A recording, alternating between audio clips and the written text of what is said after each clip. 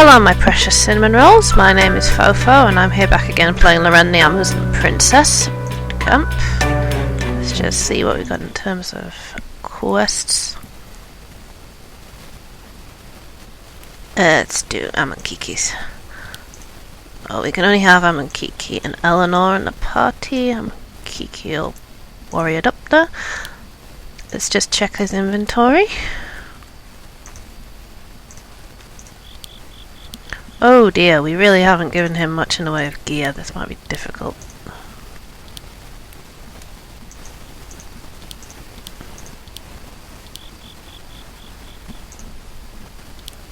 Oh well, we'll see what we can do. Eleanor prepared to search for Amankiki's clan with him, and Loren gave her 2 bodyguards permission to leave, knowing both would see that they each returned. Amankiki was unusually unburdened by his weapon and armour, but now he was carrying a heavy-looking bag on his back. Eleanor asked, "What is that?" Amankiki says, "Food. The nomads have fled north out of fear and have left their herds behind." Amankiki was worried for his clan, even though they had shunned him. Eleanor thought about what Amankiki meant to do once he found his clan as they left camp. They knew that they would be spending several nights asleep in the fields. The plains were expansive, but you could see far. No nomads were in sight. That night they made a fire. Amankiki opened the sack of food and shared it. They had been mostly silent the whole time, but Eleanor had questions. "Why have you told no one of your exile?" she asked. Amankiki said, "It's not necessary to know." Eleanor says, How was it necessary that I know?" Amankiki paused. "You questioned my loyalty and pride. You need to see that I'm deep in both." Eleanor says, "You were very prideful indeed." Amankiki's brow furrowed. Behind him, Eleanor spotted movement. Shadowy figures were creeping up on them. Eleanor says, "Watch out!" Eleanor sprung to her feet and tossed Amankiki's weapon. The gladiator grabbed it and spun around to meet their attackers. The orcs screeched from having been discovered, but charged them anyway. Unfortunately, they did not know what kind of battle was in store for them. We've got 2 warriors, and there's not much we can do without a mage, so we're just going to keep hitting them.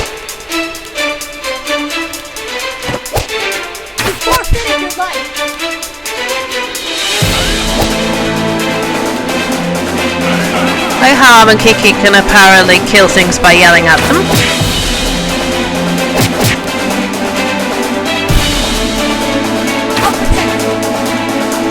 You seem to get what is that? Paralysed a lot though. No. The orcs were slain. It was only a small group likely on patrol. And says no more fires or more will come for us. Amankiki bent down and inspected the ragged clothing on the orc corpses. He touched their weapons and accessories with horror. Eleanor asked, "What's wrong?" "These were made by nomad hands." Amankiki stood up and looked back at Eleanor with unmasked fear. "They're preying on the clans." Eleanor steeled herself. "There will be no rest tonight. Let's go." They took off from their campsite and spent the night and the morning traversing the plains as efficiently as they could. At last they saw a horde of orcs and heard faint screams. They ran for the orcs even though they were still so far away. The orcs were more than happy to wait.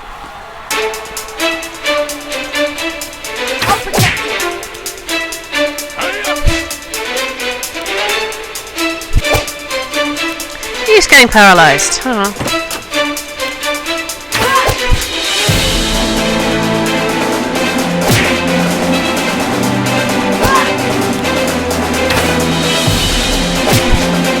Oh, we should probably heal him that.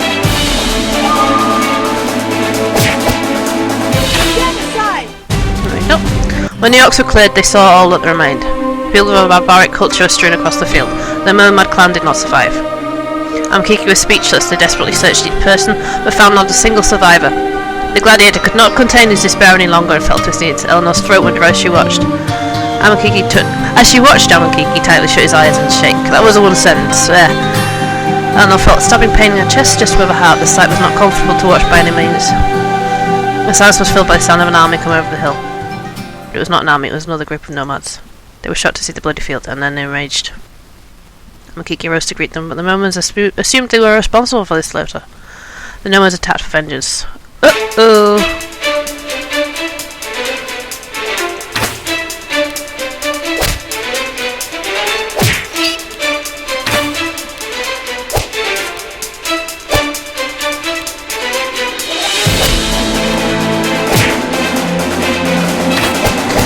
They're out of, Amankiki's out of mana mostly, so just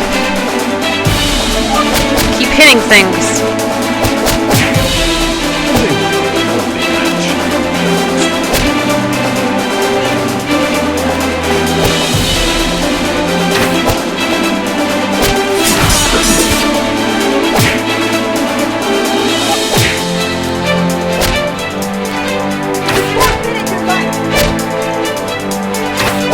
There we go. I hope it doesn't come to this again.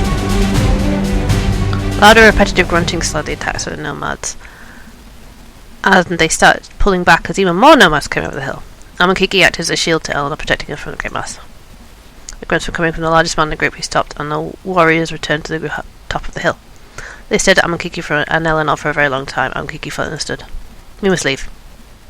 They led Eleanor in the opposite direction of the clan and travelled to a safe distance. This allowed the clan to deal with their people. They recovered the dead bodies and prepared them for traditional nomad burial. Eleanor and Amakiki watched for many hours as the clan gathered stone to cover the bodies. Even though Eleanor had seen enough, Amakiki was not moved. He stood on the hill and watched the nomads ever intently. In the valley she could see they were being watched as well. Some warriors kept a close eye on them, but so did a few children and an older woman. While Amakiki watched, Eleanor retrieved the sack of food that Amakiki had dropped a short while back. "Do we give them this now?" she asked. Amakiki took in a long breath. "Yes, all of it. But I cannot go." Amakiki gently took Eleanor's hand and opened them so her palms faced outwards. Approach like this.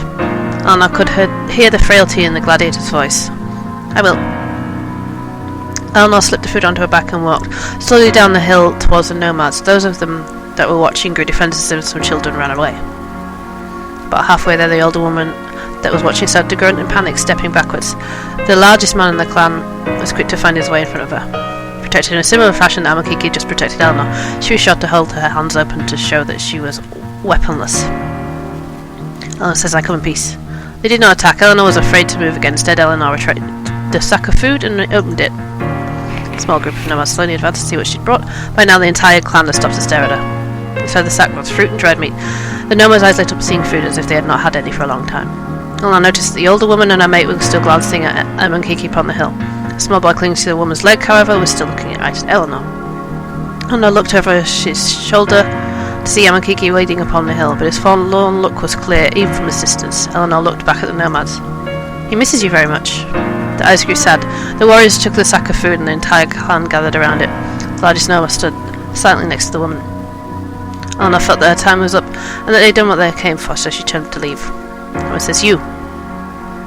Eleanor was surprised to hear the large man speak. "Give." He pulled off a mighty shield from his back. He looked at it once before thrusting it at Eleanor. Eleanor says, "Ask, give to who?" The woman says, "Amakiki." Eleanor smiled and took the shield with a nod. She travelled back up the hill and presented the shield to Amakiki. Amakiki asks, "Why do you have this?" Eleanor says, "They miss you too." Amakiki took the great man's shield with awe. It was battle-worn and primitively made, but hieroglyphics adorned it to show that it meant more than just a shield. Amakiki finally took his last glance at the nomads as he put his shield on his back. The large man and the woman turned away to share in the food. Amakiki started walking away with much effort. Eleanor walked beside him. "And you have a brother?" The gladiator slowed to a stop, and he looked over at Eleanor. His eyes were full of longing, but at the same time with content. Likely just as frightful. Amakiki says, "I hope so. It's time to return." Eleanor says, "I have your back." Eleanor had not appreciated how far Amakiki had come from his roots, though he rarely spoke, he fluent fluently. After meeting them eyes, it was clear why Amakiki would be offended to learn that his people were called barbarians. They did not live like the rest of the world, but they were as rich a culture as any other. On the trip back to Lorraine, Amakiki told Eleanor the whole tale of his life after exile. He was seen as an inferior brute and worked demeaning labour for no pay. At the times when Amakiki spoke of the gladiator arena showed how much he valued that part of his life. It was likely the only way he garnered respect from the Empire, so that would explain why he worked so hard to maintain it.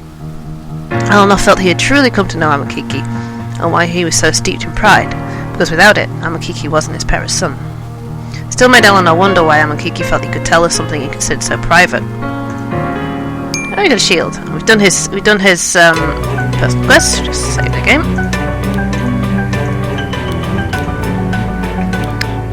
Let's see. Let's put that shield on him. So he's the only one who can use it.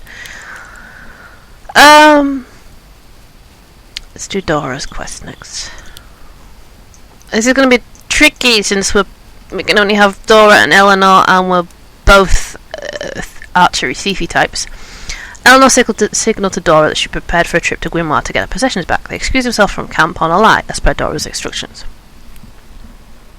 When they were in Grimoire, they went from guard station to station, until Dora realised that the things she wanted back wouldn't be in any of them. They're carrying it around, I just know it. Eleanor asked, "Carrying what around?" Dora says, "Shush." They entered a tavern searching for off-duty guards. Dora says, "Oh, there's some." A group of relaxing guards were huddled around a table covered in trinkets and baubles, nothing of much value. They're in plain sight. Oh, I hate Grimlaw's grimy guards. Alan says, is that stolen stuff they have? Yep, they call it contraband, but they're corrupt to the core. They just keep whatever they want. Alan says, is that what you want? Is that what you want on that table? Dora says, I gotta get closer. Stay here and I'll go see. Alan was shocked to hear that Dora was going to go right up to them, but she disappeared in the shadows. She looked around the room trying to find Dora again, but she only caught a quick glance of her darting under tables. Oh my god, I'd forgotten he did that. Well, how else would you do it? Oh god. Dora eventually slid under the guard's table and stepped delicately around their feet. She slowly poked her head around the edge of the table and looked over the contents strewn around it. The dwarf woman's hand began to raise the table. As if she found what she wanted, her fingers were on the table, they were inching closer to something, a scroll of paper. And then all the talk at the table abruptly stopped. All the guards were staring right at Dora. Someone tanked their stealth. She smiled and waved at them. And she snatched the scroll from the table and bolted towards Eleanor. Eleanor said, run! Eleanor says, what? God said, thief, catch her!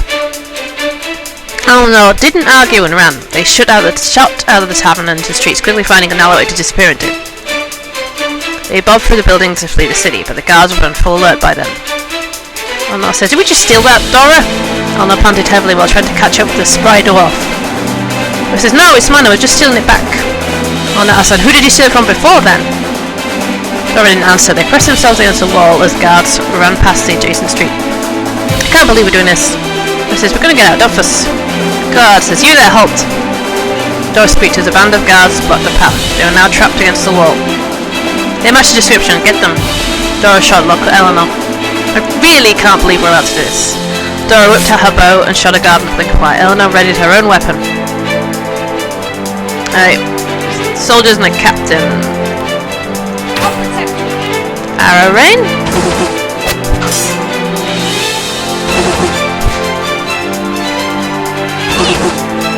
Eleanor is paralysed. Heal yourself there.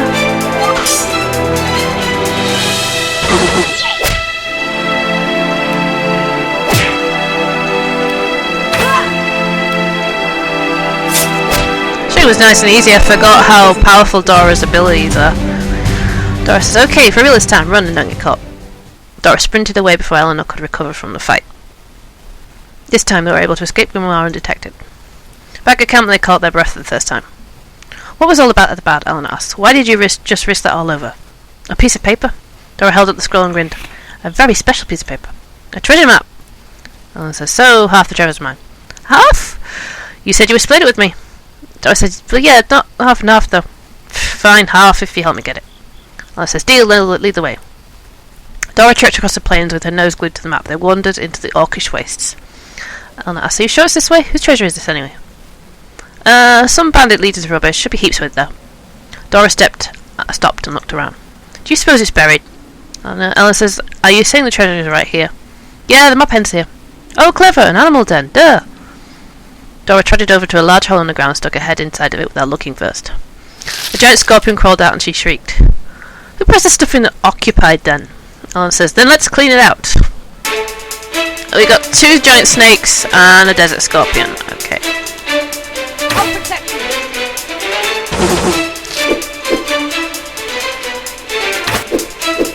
Oh, shit. I will never. We need healing and lots of it.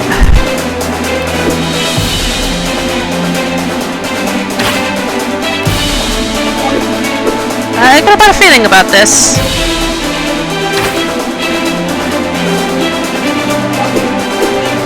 Crap! Crap. I will never.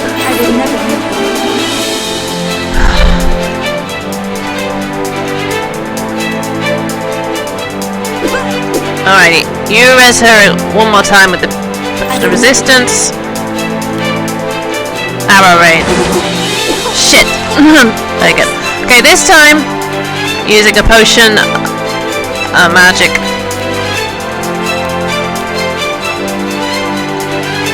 Oh crap! No, I used it on the wrong person. Let's try that again.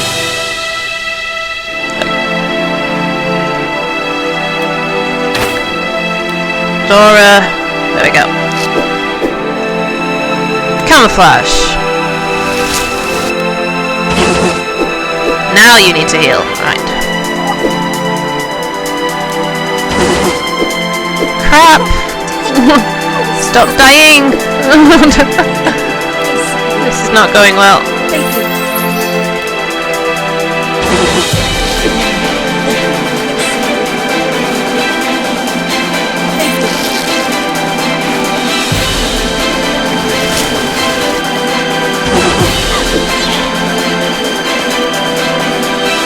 I will never leave you.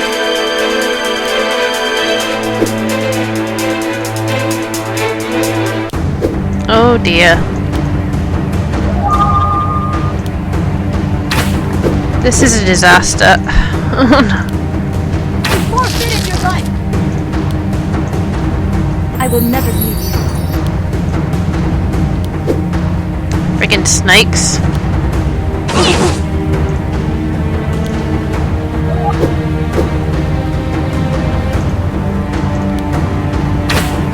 Oh dear. Oh, terrible, terrible, terrible. Crap, crap, crap, crap, crap, crap, crap. Ah, god damn it. Okay, I'm remembering that I've got my restore spell there for skill points.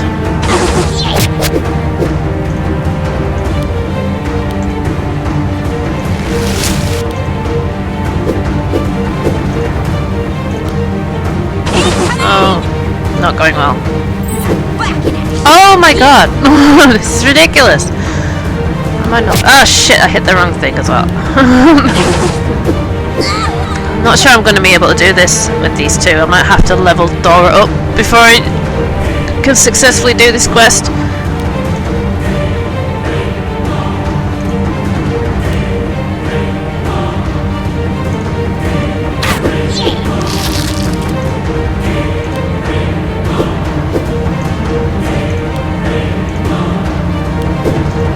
I think we really need to get rid of the snakes first.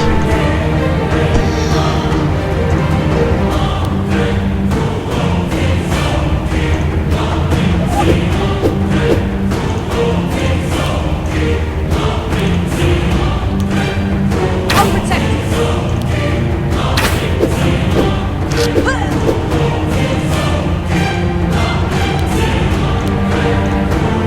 Thank you. Oh my god!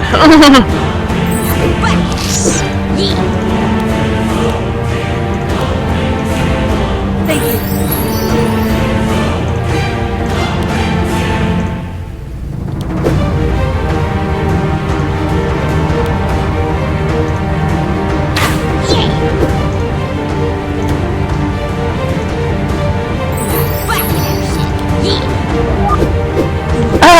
Try one more time. Okay.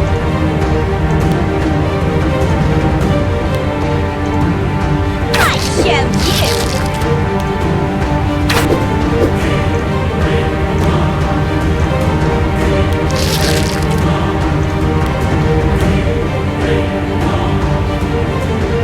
Okay, 66.